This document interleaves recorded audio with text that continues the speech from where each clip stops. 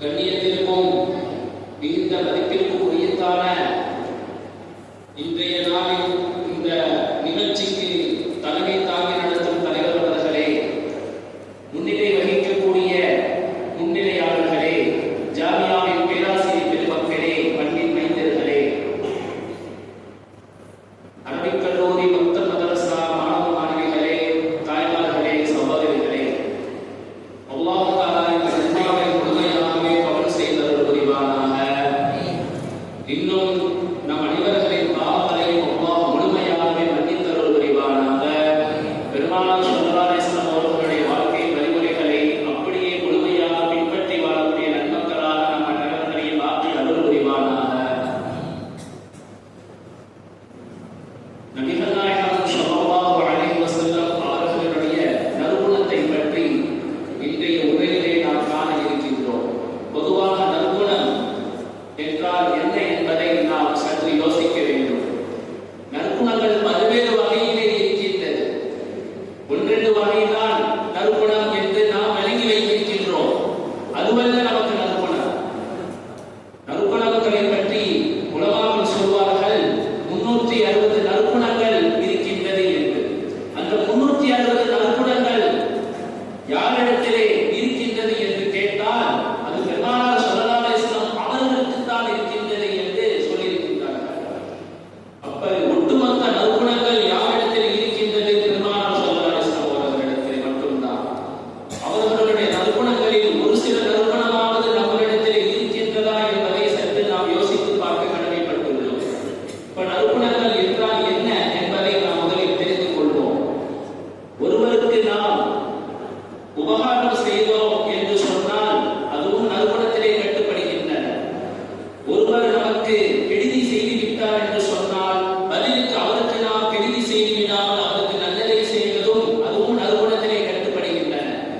அதே போல துன்பம் ஏற்படும் பொழுது அந்த துன்பத்தை நினைத்து புலம்பாமல் பொறுமையாக இருந்து அல்லாஹ்விடத்தில் உதவி தேடுவதும் அதுவும் நற்குணத்திலே கட்டுப்பட்டதாக இருக்கின்றது. ஒரு மனிதர் நமக்கு அதிகமான தொந்தரவுகளை கொடுக்கின்றார், இன்னும் கோபத்தை ஏற்படுத்துகிறார் என்று சொன்னால் அந்த நேரத்திலே இவர் பொறுமை காத்து அல்லாஹ்விடத்திலே மன்றாடுகிறார் அல்லவா, அவருக்கு அழகிய முறையில் எடுத்து கூறி அவர்களை திருத்துகிறார்கள் அல்லவா, அதுவும் நற்குணத்திலே கட்டுப்பட்டது. அதே போல பதவியையும் இன்னும் பெருமையையும் இன்னும் அதிகாரத்தையும் மனதில் இருக்காமல் சாதாரண மனிதனாக வாழ்வதும் அதுவும் நற்குணத்திலே கட்டுப்பட்டதாக இருக்கின்றது. ஆனால் இந்த சொல்லப்பட்ட விஷயங்கள் அனைத்தும் நம்மளிடத்திலே இருக்கிறதா என்பதை சற்று யோசித்து பார்க்க வேண்டும்.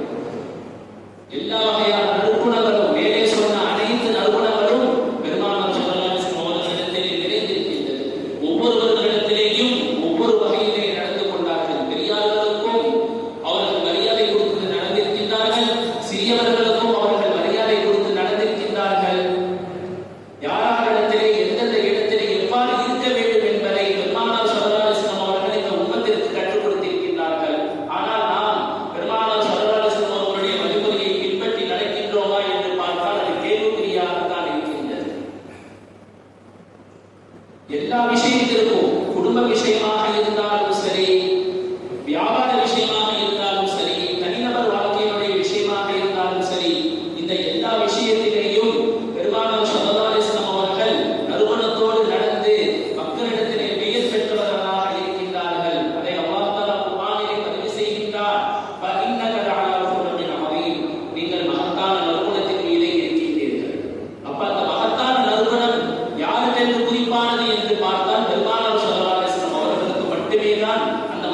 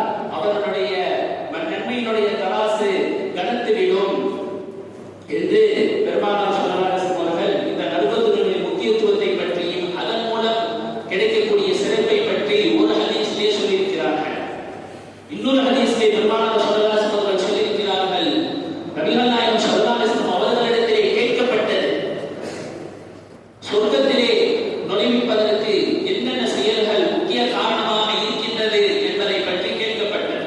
அதற்கு பெருமானார் ஸல்லல்லாஹு அலைஹி வஸல்லம் அவர்கள் சொன்ன பதிலை பாருங்கள். இறையச்சமும் இன்னும் நற்குணமும் மட்டும்தான் ஒரு மனிதனை சொர்க்கத்திற்கு அழைத்து செல்வதற்கு முக்கிய காரணமாக இருக்கின்றது. அதே போல இன்னொரு ஹதீஸிலே பெருமானார் ஸல்லல்லாஹு அலைஹி வஸல்லம் அவர்கள் அழகாக குறிப்பிடுவார்கள், உங்களிலே பரிபூர்ணமான ஈமான் கொண்டவர் யார் என்று தெரியுமா? பரிபூர்ணமான மனதில் நம்பிக்கை கொண்டவர் யார் என்று தெரியுமா? அவர் நற்குணத்தால் மக்களை கவர்ந்தவர், நற்குணத்தோடு மக்களிடத்தில் நடந்து கொள்பவர் தான் உங்களிலே பரிபூர்ணமான ஈமான் கொண்டவராக இருக்க முடியும் என்று ஒரு ஹதீஸிலே இவ்வாறு சொல்லியிருக்கின்றார்கள். இன்னொரு ஹதீஸிலே பெருமானார் ஸல்லல்லாஹு அலைஹி வஸல்லம் அவர்கள் சொல்லியிருக்கிறார்கள், நாளை கியாமத் நாளிலே ரசூலுல்லாஹி ஸல்லல்லாஹு அலைஹி வஸல்லம் அவர்களுக்கு நாம் நெருக்கமாக இருக்க வேண்டுமா? இந்த உலகத்திலே பெருமானார் ஸல்லல்லாஹு அலைஹி வஸல்லம் அவர்கள் எந்த அளவுக்கு நற்குணத்தோடு இருந்திருக்கின்றார்களோ அதே நற்குணத்தை நம்முடைய வாழ்க்கையிலேயும் கொண்டு வந்து அதன் பிரகாரம் நாம் அமல் செய்தோம் என்று சொன்னால் பெருமானார் ஸல்லல்லாஹு அலைஹி வஸல்லம் அவர்களுக்கு நாம் நெருக்கமாக இருவோம். பெருமானார் ஸல்லல்லாஹு அலைஹி வஸல்லம் அவர்களுடைய நெருக்கம் நமக்கு கிடைக்கும் என்பதை பெருமானார் ஸல்லல்லாஹு அலைஹி வஸல்லம் அவர்களே நமக்கு இந்த இடத்தில் உணர்த்தி சென்றிருக்கிறார்கள். அப்போ ரசூலுல்லாஹி ஸல்லல்லாஹு அலைஹி வஸல்லம் அவர்கள் மக்களிடத்திலே நற்குணமாக நடந்ததை பற்றி சில செய்திகளை இங்கே நாம் சொல்ல வேண்டும் என்று ஆசைப்படுகின்றோம். நிறைய விஷயங்கள் இருக்கின்றது. பெருமானார் ஸல்லல்லாஹு அலைஹி வஸல்லம் அவர்கள் எந்தெந்த இடத்திலே யார் இடத்திலெல்லாம் நற்குணத்தை காட்டியிருக்கிறார்கள் என்பதை நாம் இந்த சம்பவத்தின் மூலமாக தெரிந்து கொள்ளலாம். ஒரு முறை ஒரு யூத பெண்மணி பக்கத்து வீட்டில் தான் இருக்கிறார். பக்கத்து வீட்டில் இருக்கக்கூடிய யூத பெண்மணி ஆகிறவள் ரசூலுல்லாஹி ஸல்லல்லாஹு அலைஹி வஸல்லம் அவர்கள் இருக்கக்கூடிய அந்த வீட்டிற்கும் அவர் நடந்து செல்லக்கூடிய பாதைக்கு மத்தியிலே குப்பைகளை என்ன செய்து விடுவார், போட்டு விடுவார். தினமும் அவருடைய வழக்கம் அதுவாகத்தான் இருந்தது. சில நாட்கள் அந்த குப்பைகள் தெரிவதில்லை. அப்ப ரசூலுல்லாஹி ஸல்லல்லாஹு அலைஹி வஸல்லம் அவர்களுக்கு ஒரு யோசனை வருகிறது, டெய்லிக்கும் இந்த பொண்ணு குப்பை போட்டுட்டு தான் இருக்குமே, அப்ப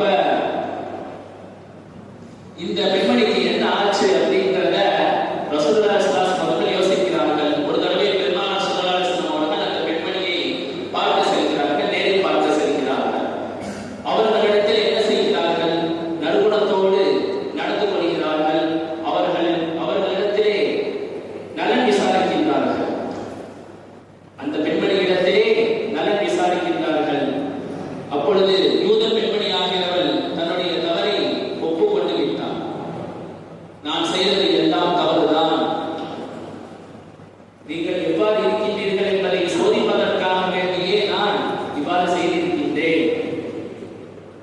அதனால் எங்களுடைய தவறை நீங்கள் மன்னித்து விடுங்கள் என்று சொல்லி அந்த யூத பெண்மணி ஆகிறவள் இஸ்லாத்திலே இணைந்து கொண்டார் என்பதை நாம் பார்க்க முடிகிறது. இந்த இடத்திலே சம்பவம் உணர்த்துவது என்னவென்றால், ரசூலுல்லாஹி ஸல்லல்லாஹு அலைஹி வஸல்லம் அவர்கள் அந்த யூத பெண்மணி இடத்திலே எவ்வகையிலேயும் கோபப்பட்டதல்ல, இன்னும் அவர்களிடத்திலே கடுமையாகவும் நடந்து கொள்ளவும் இல்லை.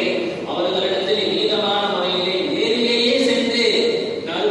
நேரிலேயே அவர்கள் சென்று அந்த பெண்மணி இடத்திலே நலன் விசாரித்தார்கள் என்பதை நாம் பார்க்க முடிகின்றது. அதே போல அவர்களுடைய நற்குணத்தை அந்த பெண்மணி அவர்களுக்கு ரொம்ப பிடிச்சு போச்சு. அதாவது ரசூலுல்லாஹி ஸல்லல்லாஹு அலைஹி வஸல்லம் அவர்கள் நடந்த அந்த முறைகளை எல்லாமே பிடிச்சு போனதுனால ரசூலுல்லாஹி ஸல்லல்லாஹு அலைஹி வஸல்லம் அவர்களை கடைப்பிடித்து இஸ்லாத்தை ஏற்றுக்கொண்டார்கள் என்பதை வரலாற்று நமக்கு உணர்த்துகிறது. அதே போல இந்த விஷயத்திலே நமக்கு கிடைக்க வேண்டிய படிப்பினை என்னவென்று சொன்னால், எவ்வளவுதான் நமக்கு எதிரிகள் தொந்தரவு கொடுத்தாலும், எவ்வளவுதான் நமக்கு மனிதர்கள் நோவினை கொடுத்தாலும், அந்த நோவினையை நாம் பெரிதாக எடுத்துக்கொள்ளாமல் அந்த மனிதரை மன்னித்து விடுவது ஒரு நற்பண்பாக இருக்கின்றது. இது பெருமானார் ஸல்லல்லாஹு அலைஹி வஸல்லம் வழிமுறையாக இருக்கின்றது. அதே போல இரண்டாவதாக பார்த்தால், எதிரிகள் அன்றைய காலத்திலே ரசூலுல்லாஹி ஸல்லல்லாஹு அலைஹி வஸல்லம் அவர்களுடைய காலத்திலே மக்காவிலே இஸ்லாத்தை பரப்பினார்கள். அப்பொழுது இஸ்லாத்தை பரப்பும் பொழுது எதிரிகள் அவர்களை விரட்டுதல் கேட்கிறார்கள். நீங்கள் இஸ்லாத்தை பரப்பக்கூடாது, நீங்க இந்த ஊரை விட்டு போயிருங்க அப்படின்னு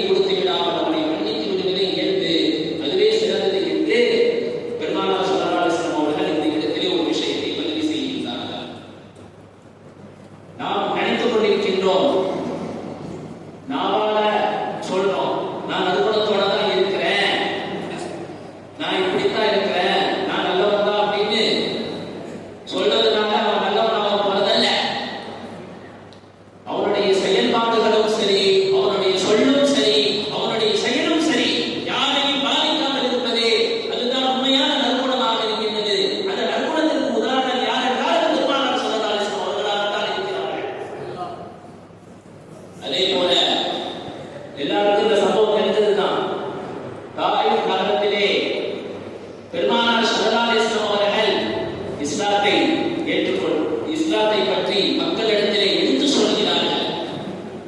யாரோடு சேர்க்கிறார்கள் என்று பார்த்தால் வளர்ப்பு மகனாக இருக்கக்கூடிய ஸையத் ரலியல்லாஹு அன்ஹு அவர்களோடு தாயிஃப் நகரத்திற்கு செல்கிறார்கள்.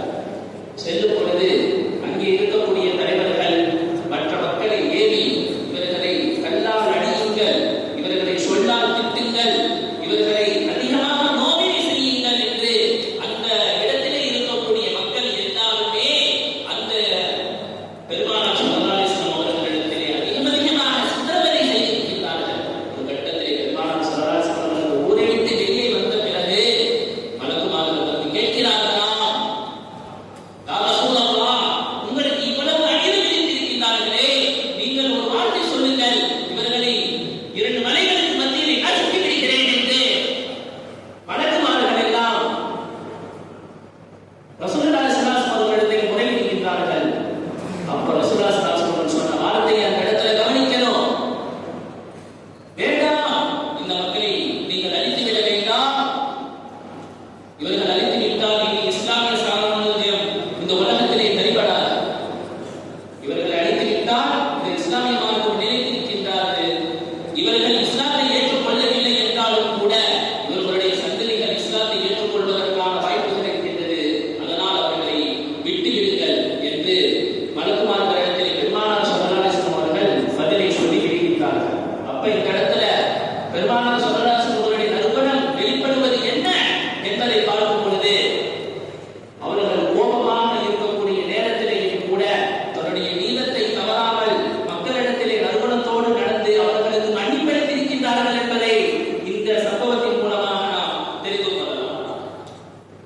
அதே போல ரசூலுல்லாஹி ஸல்லல்லாஹு அலைஹி வஸல்லம் அவர்களுடைய நற்குணம் எவ்வாறு இருக்கின்றது என்பதை சோதித்து பார்ப்பதற்காக வேண்டி யூத அறிஞர் ஒருவர் ரசூலுல்லாஹி ஸல்லல்லாஹு அலைஹி வஸல்லம் அவர்களுடைய நற்குணத்தை சோதனை செய்து பார்க்கிறார்.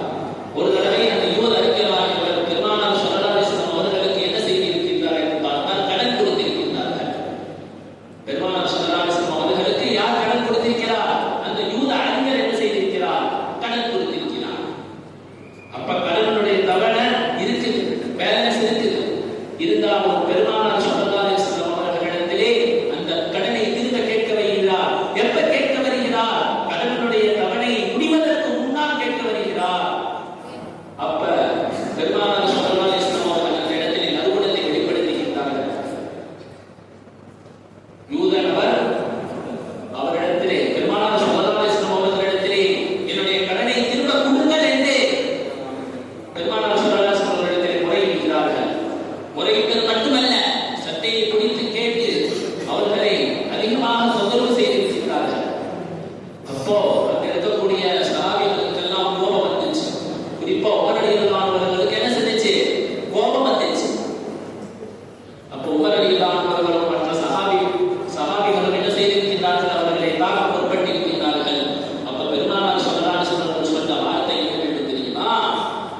இவர்களிடத்திலே அழகிய முறையிலே கடனை ஒப்படையுங்கள், அழகிய முறையிலேயே நீங்கள் கடனை கேட்கச் சொல்லுங்கள் என பெருமானார் ஸல்லல்லாஹு அலைஹி வஸல்லம் அவர்கள் தோழர்களிடத்திலே இந்த விஷயத்தை முறையிடுகிறார்கள். அப்ப ரசூலுல்லாஹி ஸல்லல்லாஹு அலைஹி வஸல்லம் அவருடைய நற்குணம் தோழர்களிடத்திலே எடுத்து சொல்லும் பொழுது, அப்ப ரசூலுல்லாஹி ஸல்லல்லாஹு அலைஹி வஸல்லம் அவருடைய நற்குணம் இந்த மனிதர் பார்க்கும் பொழுது ரசூலுல்லாஹி ஸல்லல்லாஹு அலைஹி வஸல்லம் அவருடைய கரத்தை பிடித்து என்ன செய்திருக்கிறார்? இஸ்லாத்தை ஏற்றுக்கொண்டிருக்கிறார். அவருடைய பேர் என்னவென்று பார்த்தால் ஸையத் இப்னு ஸஅத் ரலியல்லாஹு அன்ஹு. இந்த இடத்திலே பெருமானார் ஸல்லல்லாஹு அலைஹி வஸல்லம் அவருடைய நற்குணம் என்னவென்று பார்த்தால் கொடுக்கல் வாங்கலிலேயும் நீதத்தை தவறாமல் அந்த இடத்திலே நற்குணத்தை வெளிப்படுத்தி அந்த மக்களுக்கு இஸ்லாத்தை எடுத்துரைத்த ஒரு சம்பவம் இங்கே சொல்லப்படுகிறது. அப்ப அந்த கடனுக்கு பதிலா இதை விட நீங்க அதிகமா அவங்களுக்கு கடனை என்ன செஞ்சிருங்க? திருப்பி கொடுத்துருங்க. அப்ப அந்த இடத்துல ஒரு வார்த்தை பெருமானார் ஸல்லல்லாஹு அலைஹி வஸல்லம் அவர்கள் சொல்கிறார்கள், உங்களில் சிறந்தவர் தன்னுடைய கடனை அழகிய முறையில் செலுத்துபவரே தான் உங்களிலே மிகவும் சிறந்தவராக இருக்கிறார் என பெருமானார் ஸல்லல்லாஹு அலைஹி வஸல்லம் அவர்கள் இந்த இடத்திலே பதிவு செய்கிறார். நம்ம இடத்துல ஒருத்தவன் கடன் கேட்க வரான், அதற்கான காலக்கெடு முழுவதற்கு முன்னாடி என்ன செய்கிறான்? வந்து விடுகின்றான். நாம கேட்போம், ஏன்டா இப்பே வர, ஏன்டா இப்பே வந்து கடனை கேட்டு தொந்தரவு பண்ண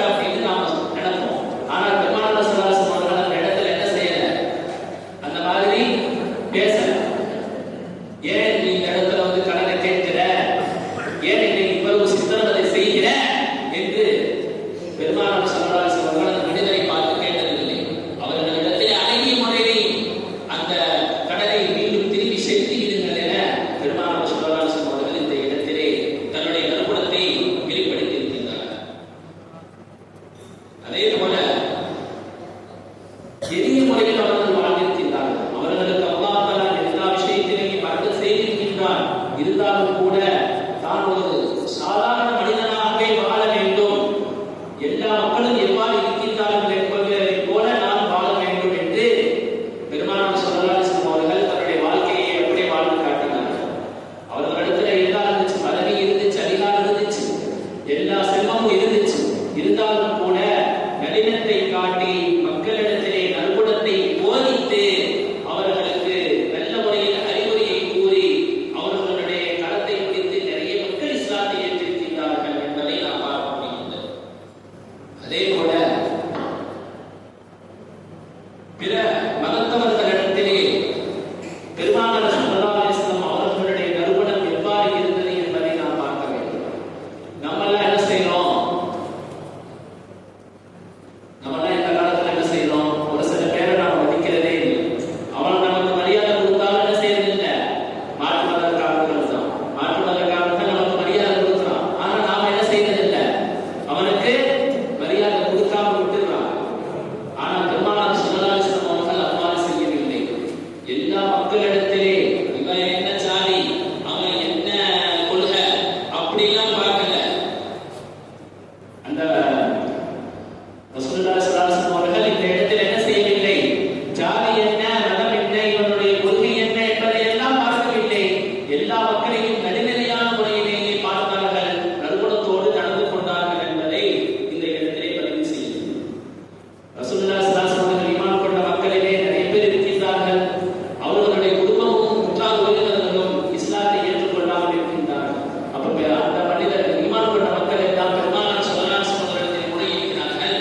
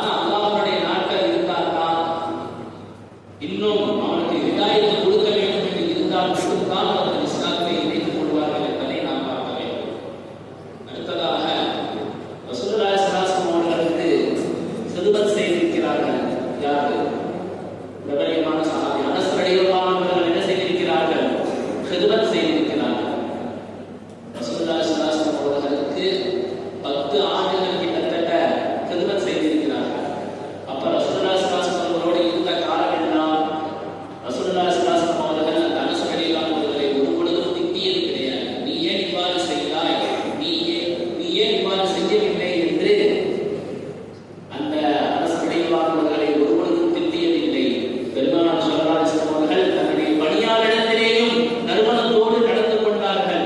ஆனால் நம்முடைய வீட்டிலே ஒரு வேலைக்காரர் வேலை செய்கிறார் என்று சொன்னால் அவர்கள் ஏதாவது ஒரு